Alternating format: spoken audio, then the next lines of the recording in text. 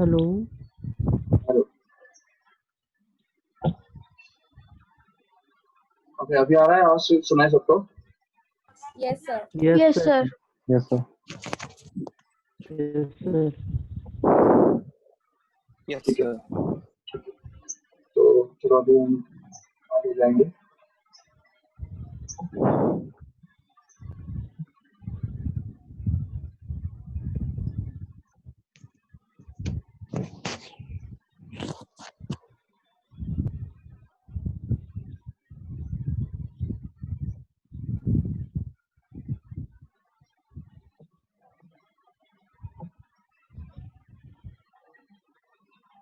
Yes. So we have seen that this PV is equal to NKBT. This is another form of ideal gas equation, which is the ऐसा समझ लो कि ये जो है ये वाला फिजिक्स के अंदर का आइडियल गैस इक्वेशन है, और ये जो है तुम्हारा केमिस्ट्री के अंदर का आइडियल गैस इक्वेशन है। क्योंकि केमिस्ट्री के अंदर हमको मोस्टली नंबर ऑफ मोल्स और गैस के जो नंबर ऑफ मोल्स के बारे में ज्यादा जरूरत पड़ती है, तो इसलिए मोस्टली हम ये केमिस्ट्री के अंदर यूज करते हैं। But here in physics we have to deal with the number of molecules more than the number of moles, and that's why we'll use this PV is equal to NKBT, where KB stands for Boltzmann's constant. यहाँ पे ये जो KB है उसको Boltzmann's constant बोलते हैं. It's the name of scientist. Remember, and this is the ideal gas equation. PV is equal to NKBT, where N stands for number of molecules, not the number of moles. And if we use it here, then we can get this PV replaced by NKBT, so that we can get this E is equal to 3 by 2 NKBT, where N can be transferred in the denominator, so as to get this kinetic energy per molecule. So we can conclude from this that the kinetic energy per molecule is always equal to 3 by 2 times of Kb into T. ये एक बात हमको पता चल जाती है। और इसके अलावा और एक इक्वेशन हमारे पास है जो बहुत इंपॉर्टेंट है, the relationship between the CRMS and absolute temperature, मतलब RMS velocity and absolute temperature, इन दोनों के बीच में जो रिलेशनशिप है वो भी हमको इम्पोर्टेंट है, वो भी हमको देखना है। तो देखो, देखिए सबसे पहले हमने ये देखा है कि जो प्रेशर का जो इक्वेशन है वो हमारे पास है कि 1/3 times of molar mass, mass of the gas upon volume into CRMS का होल स्क्वायर। अच्छा, अभी इसमें V को हम उस तरफ लेके जा सकते हैं और इससे हमको मिल जाएगा PV is equal to 1/3 times of M into CRMS square. And now if we just rearrange this equation, इसको अगर हम थोड़ा इक्वेशन को rearrange करेंगे ना तो हमको ये मिल जाएगा आराम से। फिर देखो अभी यहाँ पे PV के बदले हमको यूज करना है आइडियल गैस इक्वेशन के अकॉर्डिंगली, तो PV is always equal to N times R into T, correct है। अगर हम यहाँ पे यूज करेंगे तो इससे हमको ये मिल जाएगा, that is NRT, which is going to be simply equal to 1/3 times of capital M into CRMS का होल स्क्वायर। नो डाउट, इससे ये 3 उस तरफ चला जाएगा और M नीचे चला जाएगा, तो हम लिख सकेंगे नेक्स्ट स्टेप में 3NRT upon M is going to be equal to CRMS square। ठीक है, इससे भी आगे जाके CRMS स्क्वायर का जो वैल्यू है इसको अगर हम थोड़ा सिंप्लीफाई करेंगे और तो हमको ये मिल जाएगा आराम से कि 3 टाइम्स ऑफ, अभी ये N जो है नंबर ऑफ मोल्स, तो नंबर ऑफ मोल्स के लिए अभी हमने 3 फॉर्मूले देखे थे, उसमें से एक फॉर्मूला हमारे पास है कि number of moles equal to mass upon molar mass. तो ये अगर हम यूज करेंगे यहाँ पे तो इससे हमको ये मिल जाएगा सिंपली, तो यहाँ पे आ जाएगा मास और नीचे आ जाएगा मोलर मास, और उसके कारण ये चलो एक बात करते हैं, तो इसको ही थोड़ा रीअरेंज करके total mass of the gas can be expressed as number of moles into molar mass, correct है।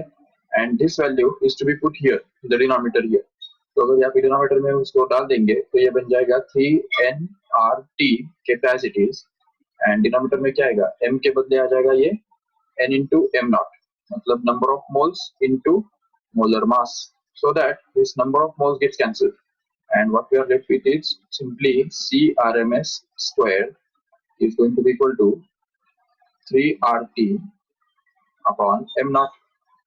तो ये एक फॉर्मूला हमको मिल रहा है जिसका स्क्वायर रूट लेने से क्या बनेगा, तो ये हमको मिलेगा CRMS is equal to root of 3RT upon m naught। Correct है। So this is going to be the relationship between the CRMS, that is the RMS velocity of the gas, and square root of temperature.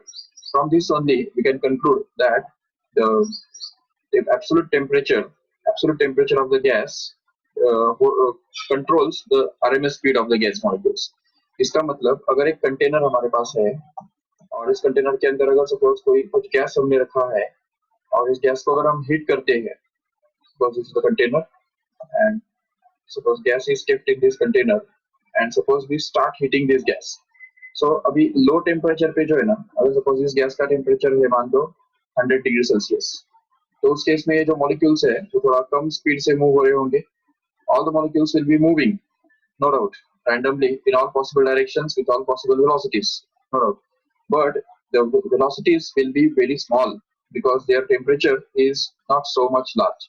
चलो ठीक है, अगर हम इनको इन्हीं gas molecules को अगर 200 डिग्री सेल्सियस पे रख देंगे तो पता चलेगा कि ये मॉलिक्यूल्स जो है they will start moving faster like this. तो ये मॉलिक्यूल इस तरफ, ये मॉलिक्यूल इस तरफ, तो इनका जो स्पीड है वो काफी ज्यादा बढ़ जाएगा।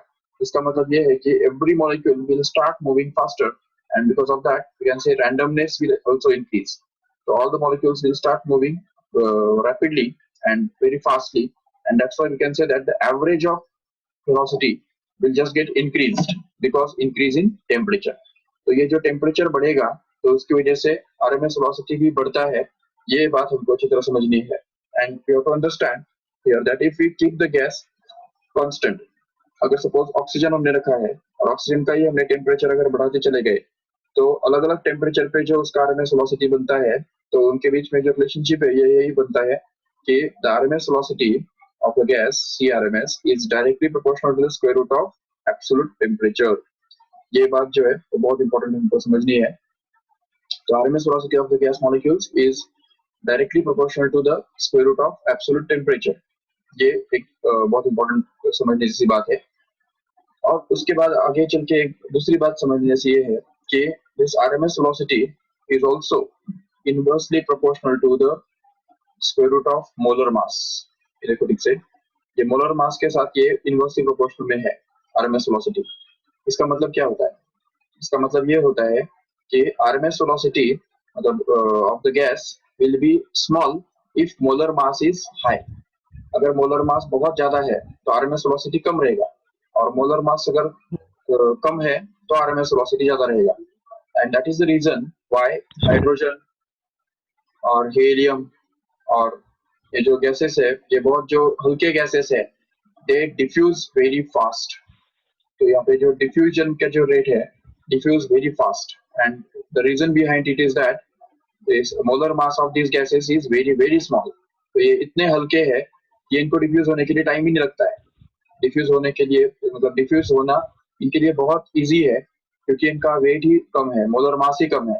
तो मोलर मास कम होने की वजह से इनका RMS velocity बहुत ज्यादा है और उसके कारण ही यहाँ पे जो गैसेस है ये गैसेस बहुत ही इजीली डिफ्यूज होते हैं। But on the other hand if we see the heavy gases like krypton, xenon and ये अलग अलग जो गैसेस है तो इनके बारे में हम बोल सकते हैं यहाँ पे कि उनका मोलर मास बहुत ज्यादा है, हेवी गैसेस है ये, और हेवी गैसेस होने की वजह से उनके RMS velocity बहुत कम रहेगा। तो उसकी वजह से हम देख सकते हैं they will diffuse slowly, very slowly. तो इनका जो रेट ऑफ डिफ्यूजन है वो बहुत स्लो होगा, और उसकी वजह से देख सकते हैं यहाँ पे कि the heavy gases diffuse slowly and light gases diffuse fast. And actually this is the Graham's law of diffusion। If you have heard about in 11th standard, it tells us that rate of diffusion is inversely proportional to the square root of density of the gas। This is called as Graham's law of diffusion, and this can be proved here indirectly using this। So CRMS is inversely proportional to root of m naught ये कहना, और R is inversely proportional to root of rho ये कहना बिल्कुल एक बराबर है। और इसलिए हम ये देख सकते हैं यहाँ पे कि rate of diffusion is inversely proportional to the square root of density। This is called as Graham's law of diffusion. Remember, and this can be proved indirectly using this. CRMS is inversely proportional to square root of m naught molar mass. तो ये इस तरह से हम देख सकते हैं यहाँ पे कि अगर सेम टेम्परेचर पे अलग अलग गैसेस अगर हम रखेंगे तो ऑब्वियसली है कि हाइड्रोजन गैस का जो वेलोसिटी है आरएमएस वेलोसिटी ज्यादा रहेगा और जो हेवी गैसेस है जिनका मोलर मास ज्यादा है या डेंसिटी ज्यादा है उनका जो आरएमएस वेलोसिटी है वो कम रहेगा. वैसे भी हम डेली लाइफ में भी एक बात देखते हैं कि जो हल्का हल्का जो आदमी होता है वो बहुत तेजी से भाग सकता है और जो हेवी या जो थोड़ा सा मोटा होता है तो वो थोड़ा सा टाइम लगाता है. तो उसको भागने के लिए अगर बोलो तो भी वो इतना जल्दी भाग नहीं सकेगा. तो ये जो बात है वही बात गैसेस के बारे में भी होती है. तो जो हल्के गैसेस है just like hydrogen and helium they are very light gases and that's why they can have the high values of RMS velocities at normal temperatures also. But at the same temperature, the gases like krypton, xenon, and heavy gases like will have the very low values of RMS velocities here. अच्छा मेरे आवाज आ रही है क्या सबको ठीक से? Yes, sir. Yes, sir. Yes, sir.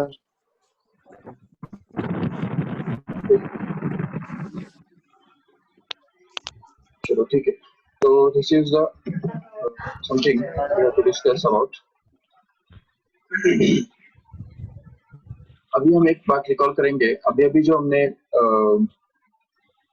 Prove किया था कि काइनेटिक एनर्जी पर मॉलिक्यूल ऑफ अ गैस, ये जो बात है kinetic energy of a per molecule of a gas is always equal to 3/2 times of kBT, where kB is called as Boltzmann's constant. Remember, तो ये जो बात है यही बात हमको यहाँ पे अभी बहुत डिटेल में देखनी है.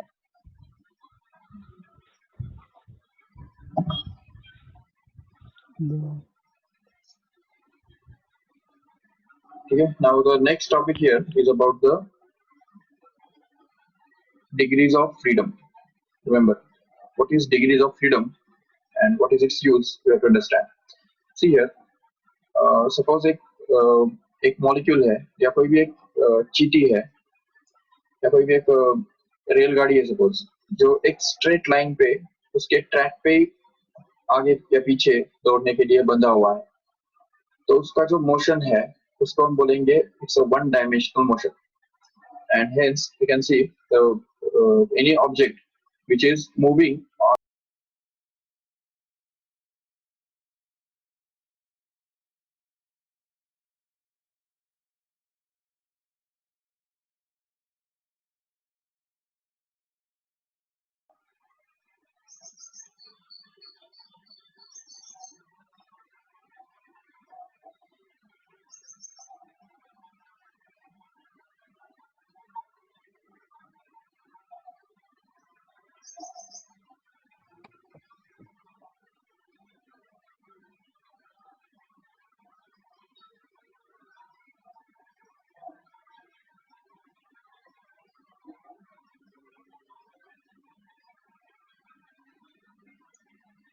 सो कोई भी ऑब्जेक्ट जो इस तरफ अगर जा रहा है तो स्ट्रेट लाइन में अगर वो जा रहा है तो या तो वो आगे जा सकता है या तो पीछे आ सकता है. तो उसका ये जो मोशन है इसको हम बोलेंगे one dimensional motion. And hence it is because it is free to move anywhere in straight line only in one dimensional, and that's why it's degree of freedom. हम कहेंगे degree of freedom of this body is going to be 1.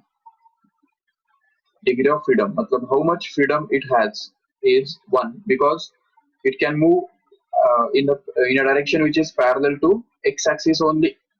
तो इस x axis को ही parallel वो जा सकता है, दूसरा कोई axis उसको है ही नहीं.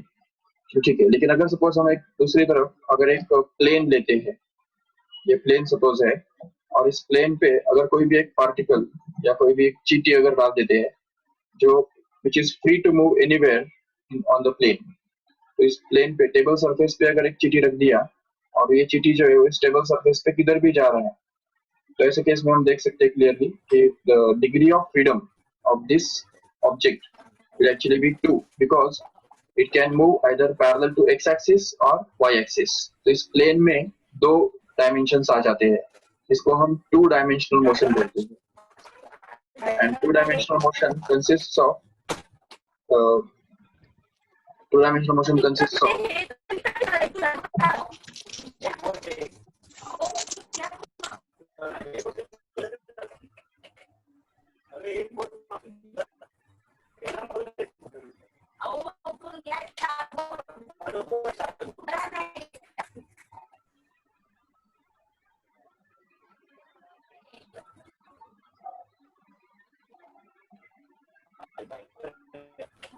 ओके. तो जब भी कोई ऑब्जेक्ट जो है वो प्लेन में मूव होता है, किधर भी मूव होता है, तो it is free to move anywhere in on this plane, and that's why we can say that it has 2 degrees of freedom. तो उसके बारे में हम कहेंगे उसके डिग्रीज ऑफ फ्रीडम कितने हैं? 2. क्यों? क्योंकि it is free to move anywhere either in direction of X axis और in direction of Y axis. तो ये जो दो डायरेक्शंस है, एक एक्स एक्सिस का और ये वाई एक्सिस का, इन दोनों डायरेक्शंस में से किधर भी हो जा सकता है, इसलिए उसको हम बोलेंगे it's degree of freedom is 2. And तीसरा अगर देखेंगे तो अगर सपोज हमारे पास एक क्यूब है, if we have a cube like this, then we can see that any fly or butterfly which is flying in this cube will have freedom which is more than these two previous examples. तो यहाँ पे इसका जो freedom है वो इन दोनों से ज्यादा है, क्योंकि ये जो फ्लाई है it can move anywhere in the space. तो पूरे स्पेस में वो किधर भी जा सकता है, and that's why we can say that it can move in any direction. तो इसलिए जहाँ पे भी हो जाएगा यहाँ पे स्पेस में, पूरा स्पेस में, तो वो कभी एक्स एक्सिस के डायरेक्शन में जाएगा, कभी वाई एक्सिस के पैरेलल जाएगा, कभी जेड एक्सिस के पैरेलल भी जा सकता है. इसलिए 3 एक्सिस के अलोंग उसका मोशन हो सकता है, और इसलिए उसके बारे में हम बोलेंगे degree of freedom of this particular body is going to be 3, just because it is free to move anywhere in the 3-dimensional coordinate system. And that's why degrees of freedom का concept जो है वो हमको अच्छी तरह समझ में आ गया होगा mostly, कि the number of independent quantities in the kinetic energy of the gas or molecule. कोई भी ऑब्जेक्ट के काइनेटिक एनर्जी के अंदर के जो नंबर ऑफ इंडिपेंडेंट टर्म्स होते हैं, तो उसको हम बोलते हैं degrees of freedom. But don't misunderstand that degrees of freedom is not same as the dimensions actually.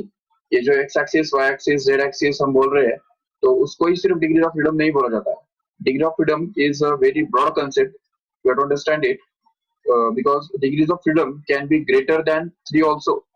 3 से भी ज्यादा हो सकता है डिग्री ऑफ फ्रीडम.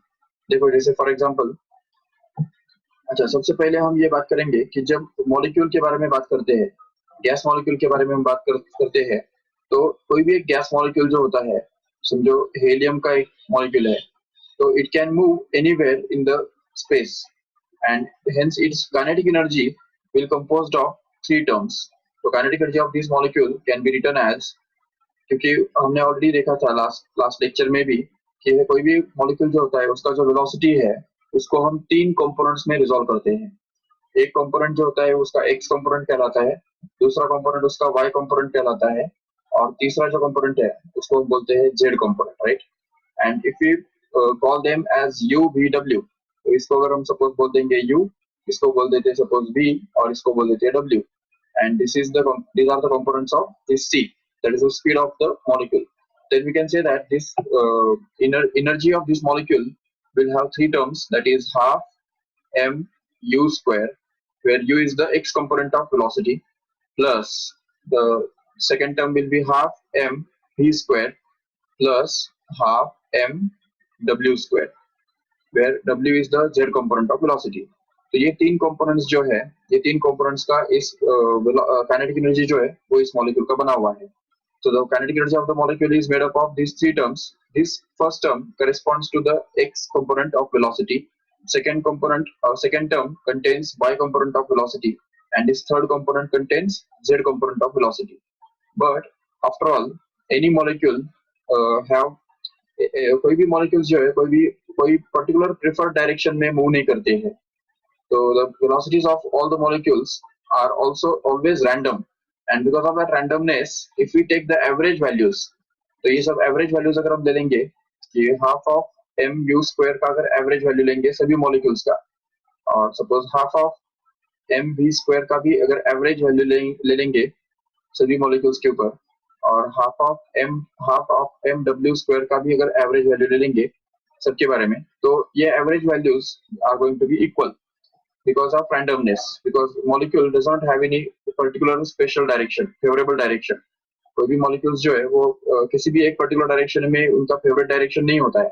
Randomness की वजह से their velocities are equally probable in all directions, and that's why we can say that this E equal to, ये जो तीन terms equal बन रहे हैं, इन तीनों का जो sum है वो 3 times of something होगा.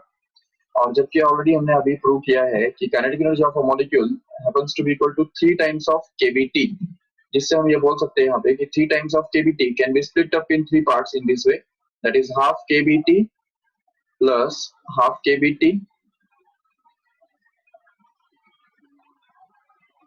Half KVT plus half KVT, ऐसे 3 पार्ट्स में हम इसको बांट सकते हैं आराम से.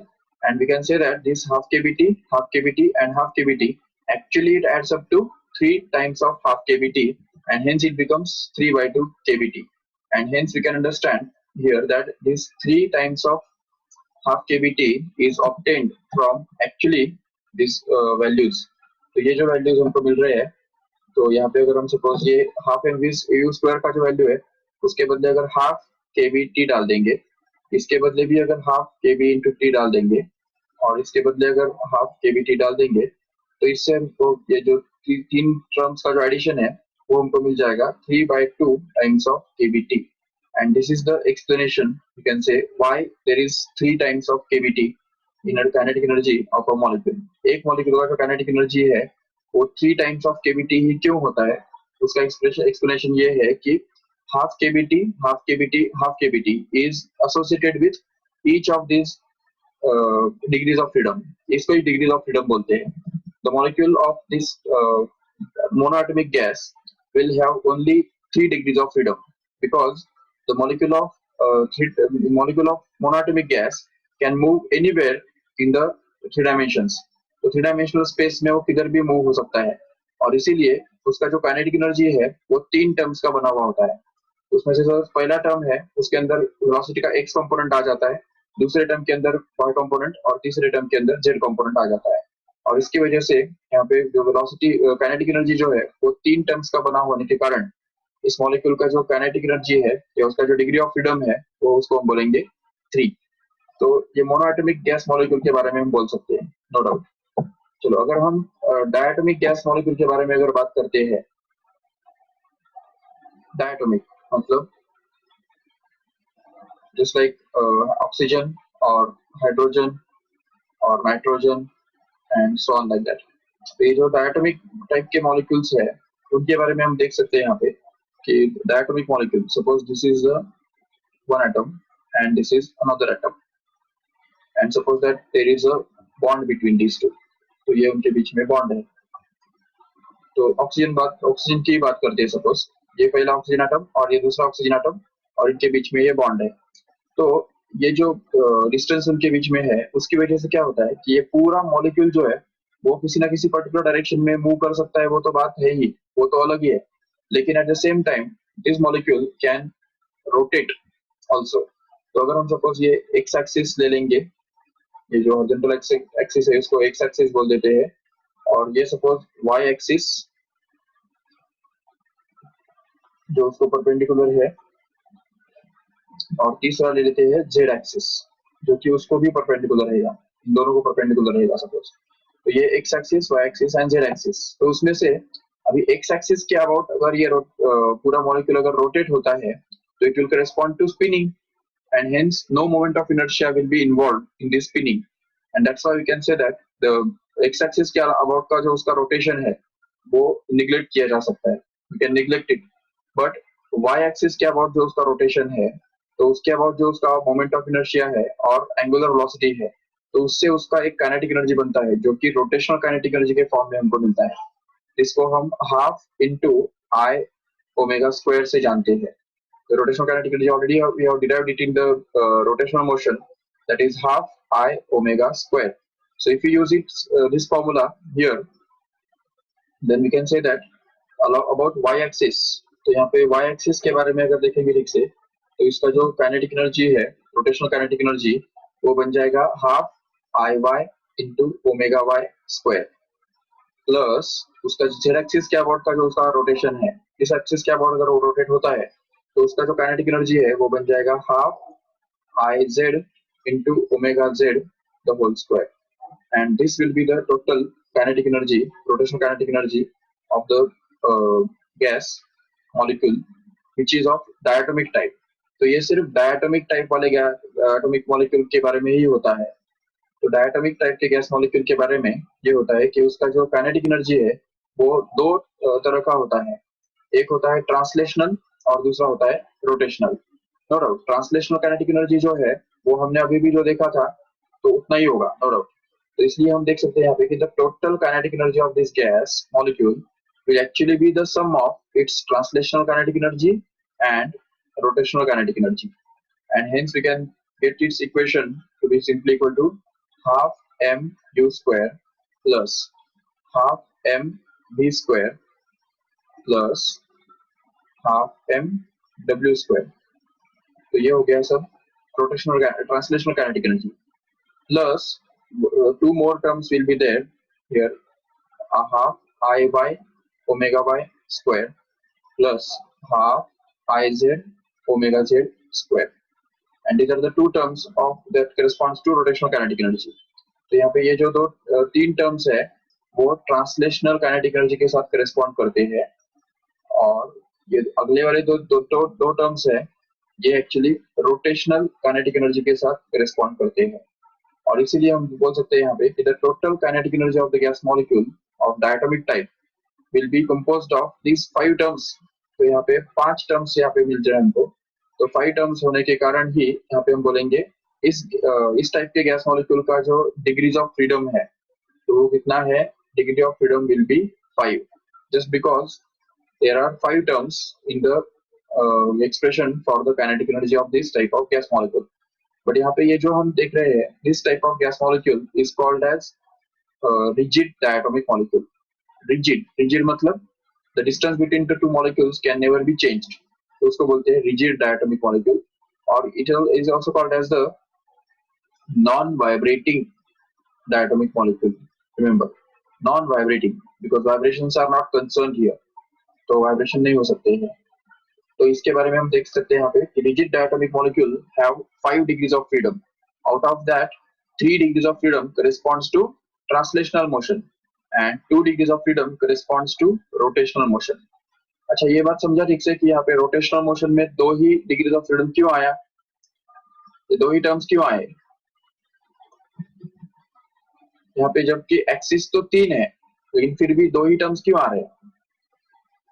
देखो y एक्सिस के अबाउट अगर वो घूमेगा तो इस तरह से वो घूम सकता है, उसका मोमेंट ऑफ इनर्शिया सिग्निफिकेंट होगा, जो i y और एंगुलर वेलोसिटी भी सिग्निफिकेंट होगा, उसको i ओमेगा हमने बोल दिया. अगर z एक्सिस के अबाउट वो घूमेगा तो उसकी वजह से उसका जो मोमेंट ऑफ इनर्शिया है वो भी सिग्निफिकेंट है और एंगुलर वेलोसिटी भी सिग्निफिकेंट है, नो डाउट. लेकिन अगर x एक्सिस के अबाउट वो अगर घूमेगा तो x एक्सिस के अबाउट उसका घूमना माना एक तरह से स्पिनिंग हो गया ना, स्पिनिंग. तो इसलिए वो स्पिनिंग की वजह से उसका जो मोमेंट ऑफ इनर्शिया है, उसका ये जो 2 पॉइंट्स है, पार्टिकल्स है, एटम्स है, वो उस एक्सिस ऑफ रोटेशन पे ही खड़े हैं. The axis of rotation itself is passing through the 2 particles or 2 atoms, and that's why the moment of inertia of these 2 atoms about their axis of rotation passing through them is very small, and that's why x axis हमने यहाँ पे consider नहीं करना है.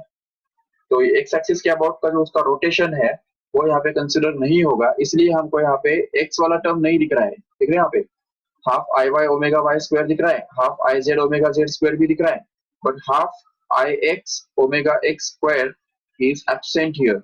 Why? Because the rotation about x-axis corresponds to spinning. Because the x-axis itself is passing through center of mass of these two, or center of these 2 atoms, and that's why the moment of inertia about this axis is very small, almost negligibly small, and that's why we can say that the rotational kinetic energy will composed of two terms only, that is rotation about y-axis and rotation about z-axis. That's all, not rotation about x-axis. x-axis के about का rotation यहाँ पे consider नहीं होगा बिल्कुल. तो ये तो हो गया चलो rigid diatomic, मतलब ही non vibrating diatomic molecule के बारे में. But there are molecules which can vibrate. They are called as non rigid. तो देखो ठीक से नॉन रिजिड का मतलब क्या होता है, वो भी डायटोमिक मॉलिक्यूल्स ही है,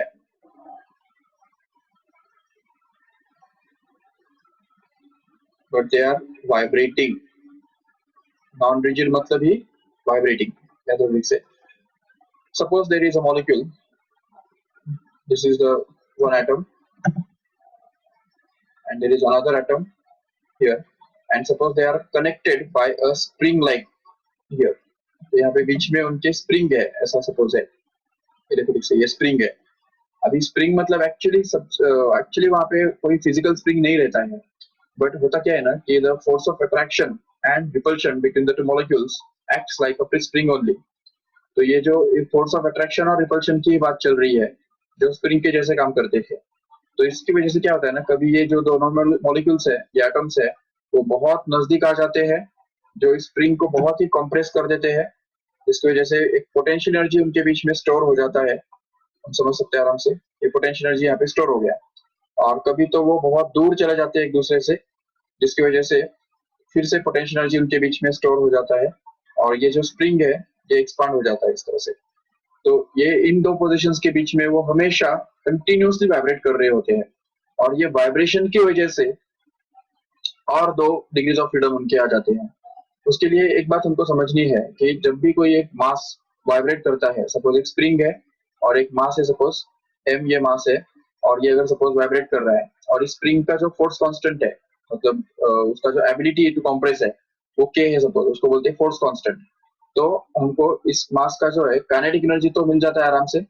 The kinetic energy is found to be equal to half mv square, and the potential energy of this spring can be found out to be equal to half of k into x square, where x is going to be the distance to which the body is pressed.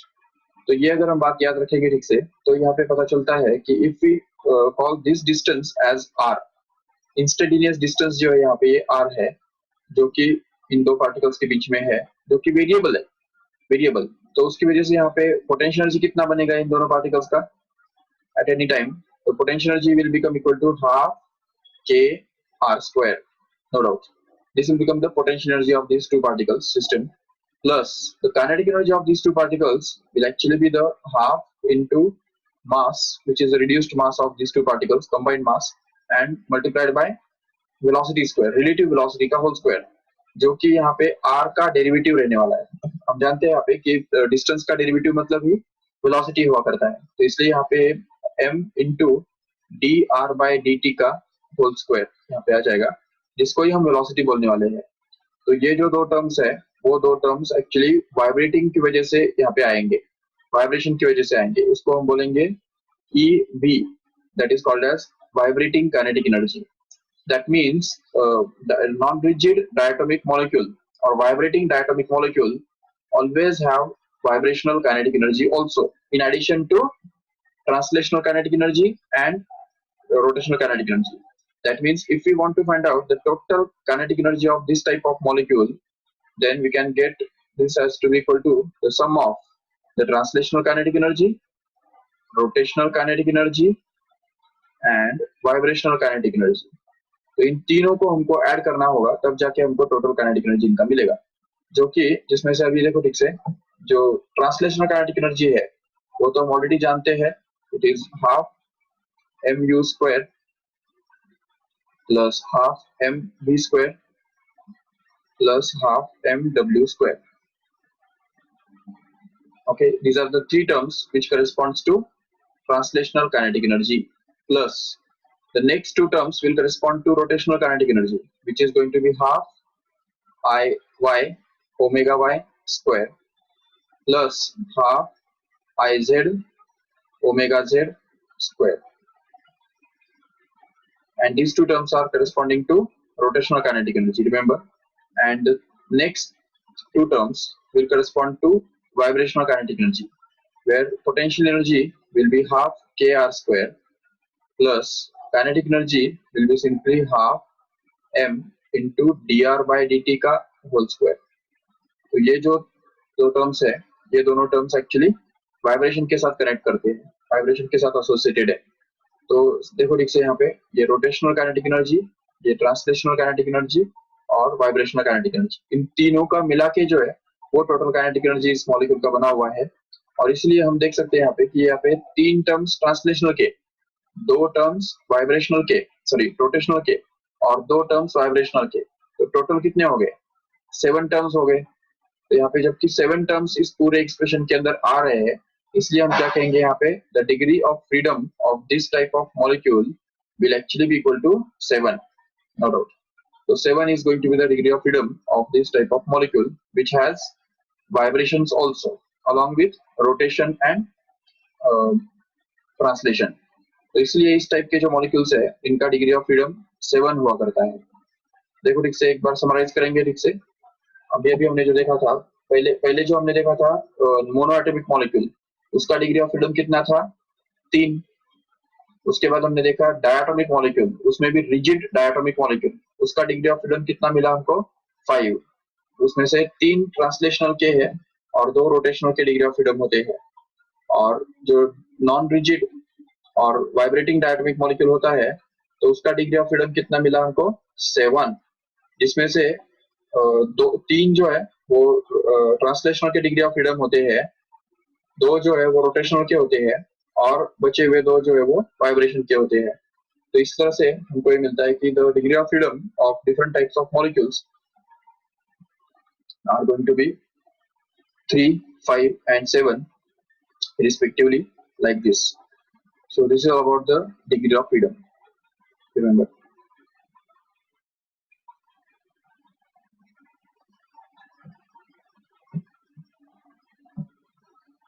Okay.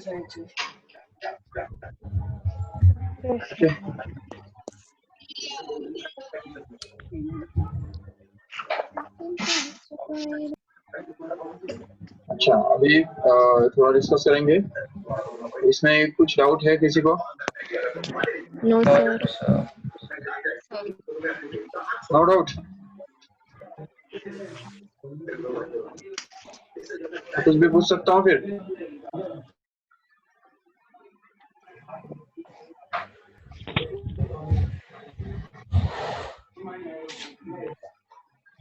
चलो अभी कैमरे on करो सभी एक अपने अपने, और lecture leave मत करो। कई लोग और चालू हो जाता तो लेक्चर लीव करते हैं तुरंत।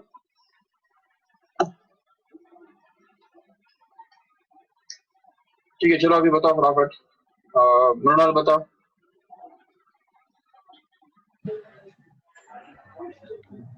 What is degree of freedom?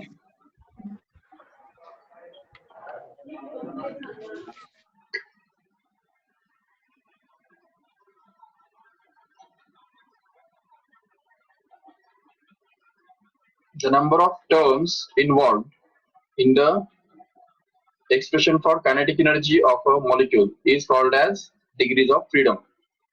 I'll repeat again. The number of terms involved in the expression for kinetic energy of a gas itself is called as the degrees of freedom. Okay, and how many degrees of freedom are there for a monoatomic gas molecule?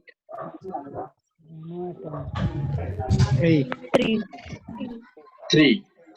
Okay. Why? Because 3, sir. yes, because a monoatomic gas molecule can move either parallel to x-axis, y-axis, or z-axis, and that's why it has 3 degrees of freedom in total. Okay. Rigid diatomic molecule के degrees of freedom कितने होते हैं बताओ? 5. कैसे? Translational के 3, Translational and और 2 rotational के rotational. 2। अच्छा, रोटेशनल के 2 ही क्यों होते हैं? क्योंकि x axis के अराउंड इट परफॉर्म्स, अगर x एक्सिस के अबाउट वो रोटेट होता भी है तो भी वो spinning बनता है ना, spinning. Since the particles are there on the axis of rotation only, their moment of inertia will be small, negligible, and that's why we should not consider the x-axis, rotation about x-axis, but only the rotation about y-axis and rotation about z-axis is to be considered, and that's why there are 5 degrees of freedom of a diatomic rigid molecule. And what about the diatomic non-rigid molecule, vibrating diatomic molecule? How many degrees of freedom are there?